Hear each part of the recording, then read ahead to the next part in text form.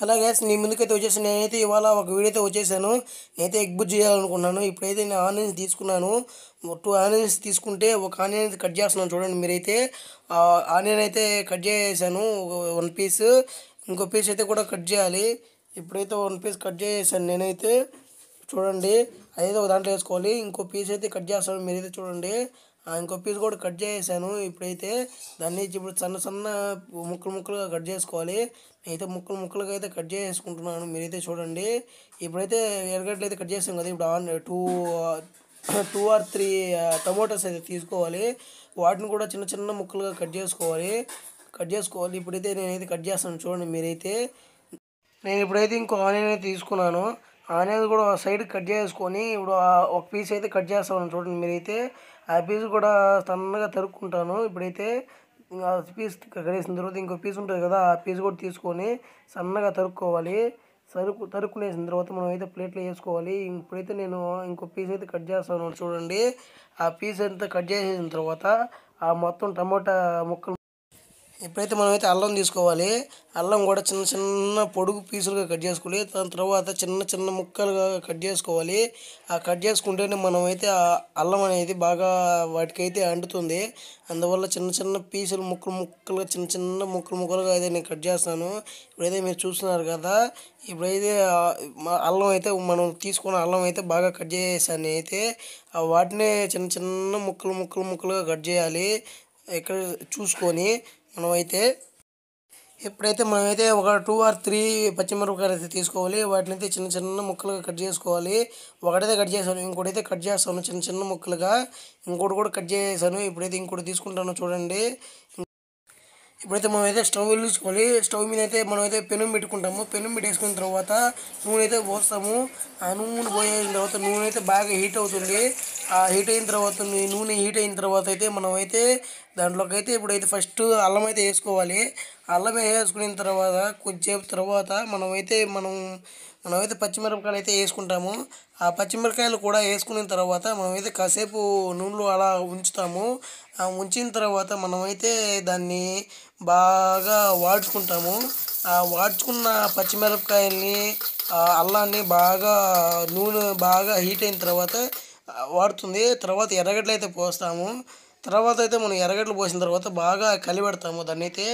ఎందుకంటే ఆ విధంగా కలిపెట్టడం వల్ల 3 ఐటమ్స్ అనేటివి మిక్స్ అవుతాయి. ఆ మిక్స్ అవ్వడం వల్ల టేస్ట్ అనేది సూపర్గా వస్తుంది. తర్వాత మనమైతే ఇప్పుడైతే నేనైతే టమోటాస్ వేసేస్తున్నాను. టమాటాస్ వేసిన తర్వాత అయితే మనం బాగా కలపాలి. ఆ 4 ఐటమ్స్ అనేది బాగా కలుస్తుంది. ఆ కలిసిన తర్వాత అయితే మనమైతే ఎగ్స్ కొట్టుకోవాలి. ఒక 2 ఆర్ 3 మినిట్స్ అయితే బాగా మిక్స్ చేసుకోవాలి వాటిని. ఇప్పుడైతే మనం 2 ఎగ్స్ తీసుకున్నాము. ఆ 2 ఎగ్స్ అయితే ఒక ఎగ్ అయితే కొట్టేసాను. ఇప్పుడైతే ఇంకో ఎగ్ కూడా కొడదాను, చూడండి. ఇంకో ఎగ్ అయితే తీసుకున్నాను. ఆ ఎగ్ కూడా కొట్టేసాను నేనైతే. ఇప్పుడైతే మనం దాన్ని అయితే బాగా మిక్స్ చేసుకోవాలి. ఆ మిక్స్ చేసుకోవడం వల్ల బాగా ఇముడుతుంది. ఇప్పుడైతే బాగా మిక్స్ చేస్తున్నాను నేనైతే, చూడండి.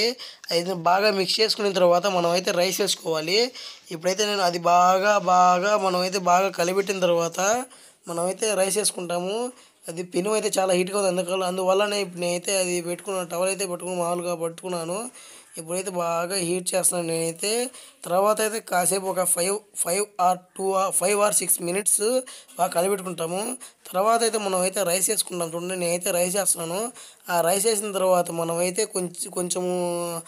కొంచెము బాగా మామూలుగా దాంతో కిండితో అనేసిన తర్వాత మనం కరింపాకు అయితే వేసుకోవాలి. లైట్గా పైన చల్లుకోవాలి. తర్వాత అయితే మనమైతే దాన్ని దించుకునేసిన తర్వాత మనం కాసేపు 5 ఆర్ 6 మినిట్స్ అయితే అలానే స్టవ్ మీద అయితే ఉంచాలి. ఆ ఉంచిన తర్వాత మనమైతే దాన్ని అయితే తీసుకెళ్ళాలి. తీసుకెళ్ళిన తర్వాత మంచం కాడ పెట్టుకున్న తర్వాత 2 మినిట్స్ వెయిట్ చేసి మీరైతే చూడండి నేను ఎలా మిక్స్ చేస్తున్నాను. అలా అయితే మనం మిక్స్ చేయాలి. అలా మిక్స్ చేసిన తర్వాత రైస్ అనేది వైట్గా అయితే కనబడకూడదు, మొత్తం ఒక కలర్లోకి వచ్చేయాలి. మనం సాల్ట్ అండ్ అవన్నీ కరెక్ట్గా సరిపోయేలా చూసుకోవాలి. ఒకవేళ సరిపోకపోతే మీరు లాస్ట్లో అయితే కొంచెం అయితే చల్లుకోండి. అప్పుడైతే టేస్ట్ బాగా వస్తుంది. రైస్ అయితే మనం బాగా వైట్గా అసలు కనబడకూడదు. ఆ కనబడకుండా మనం అయితే దాన్ని గెంటితో అలా తిప్పుతూ ఉండాలి. ఆ తిప్పేసిన తర్వాత అయితే మనమైతే దాన్ని అయితే టేస్ట్ చేస్తాము. ఇప్పుడైతే నేను చూడండి అక్కడ గడ్డగా కనబడింది రైస్ అయితే. ఆ గడ్డను మొత్తం తీసి బాగా రైస్ మొత్తం దాంట్లో మిక్స్ అయ్యేటట్టు కలిసేటట్టు అయితే చేస్తాను చూడండి మీరైతే. ఇప్పుడైతే అదైతే మిక్స్ అయింది. నేనైతే తినడానికైతే రెడీగా ఉన్నాను. అదైతే చూడడానికైతే సూపర్గా అయితే ఉంది. మీరైతే మీ ఇంట్లో అయితే ట్రై చేయండి. నేనైతే ఇప్పుడైతే తినడానికి ట్రై చేస్తున్నాను. లాస్ట్లో అయితే మనం అయితే గింటితో అట్లా కలిపెట్టేసిన తర్వాత మనమైతే దాన్ని తినాలి. ఇప్పుడైతే నేనైతే గింటితో అలా కలిపెట్టేశాను. కలిపెట్టేసిన తర్వాత అయితే మనమైతే టేస్ట్ చేయాలి ఇప్పుడైతే దాన్ని. ఎందుకో తెలియదు నాకైతే అది నోరైతే ఆవురుమంటుంది. ఇప్పుడైతే దాన్ని నాకైతే తినాలనిపించేస్తూ ఉంది. ఇప్పుడైతే చూడండి నేనైతే గింట కలిపెట్టేశాను కదా. ఇప్పుడైతే మనమైతే ఒక 1 ముద్ద అయితే తీసుకున్నాను. ఆ ముద్ద అయితే తీసుకున్న తర్వాత తినడానికి అయితే చాలా ఉంది. చూడండి ఇంకో ముద్ద కూడా తీసుకున్నాను. ఇప్పుడైతే తినేస్తా ఉన్నాను నేనైతే. అదైతే చాలా సూపర్గా వచ్చింది. ఇప్పుడైతే మీరు కూడా మీ ఇంట్లో తయారు చేయండి ఎప్పుడైనా సరే. అదైతే బాగా సూపర్గా వచ్చింది ఎగ్ బుజ్జి. ఇప్పుడైతే షేర్, లైక్ అండ్ సబ్స్క్రైబ్ చేయండి మా